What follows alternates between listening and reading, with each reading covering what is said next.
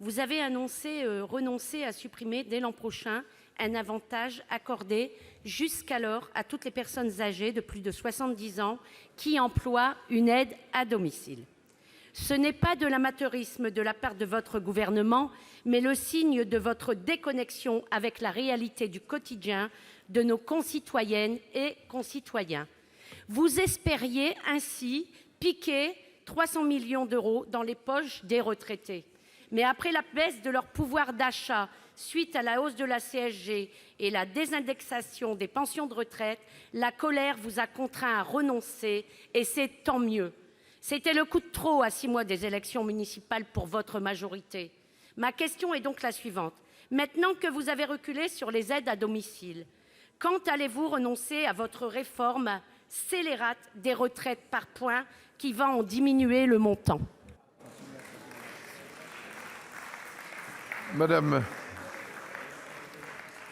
Monsieur le ministre Jean-Paul Delevoye, que nous retrouvons ici dans cette maison. Monsieur le ministre, à qui nous souhaitons le meilleur.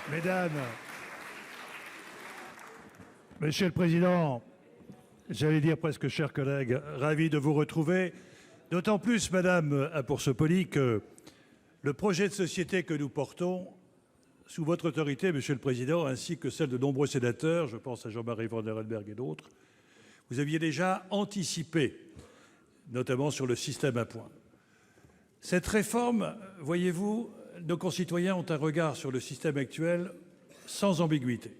Ils le trouvent injuste, illisible, complexe, difficilement pilotable et surtout pas adapté aux mobilités professionnelles nouvelles. Et la question de fond que nous nous sommes posée, par rapport, quel est le principe de base de la protection sociale du XXIe siècle?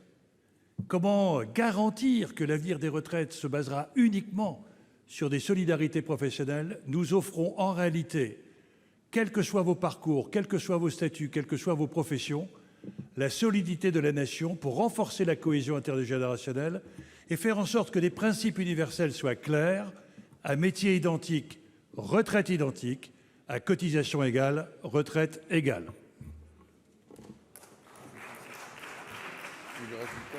Madame Apourceau-Poly. Monsieur le ministre, nous sommes du même département, mais évidemment, nous ne portons pas le même projet de société. Vous refusez d'entendre la voix des milliers de personnes qui ont manifesté samedi. Je vous rappelle que samedi, il y a eu de grandes manifestations. Vous refusez d'entendre la voix de ceux qui étaient dans la rue tout à l'heure. Et nous étions avec mes collègues du groupe CRCE aux côtés de ces milliers de manifestants que vous ne voulez pas entendre et qui remettent en cause votre régime de retraite que, évidemment, vous leur présentez.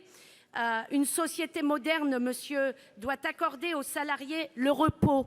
Et pour cela, il faut qu'ils soient en bonne santé. Notre système de retraite universel par répartition garantit cela. Et pour permettre à tous et à tous un départ à la retraite dès 60 ans à 37,5 annuités, nous proposons de soumettre à contribution les 51 milliards d'euros de dividendes versés aux actionnaires au second semestre 2019. Merci.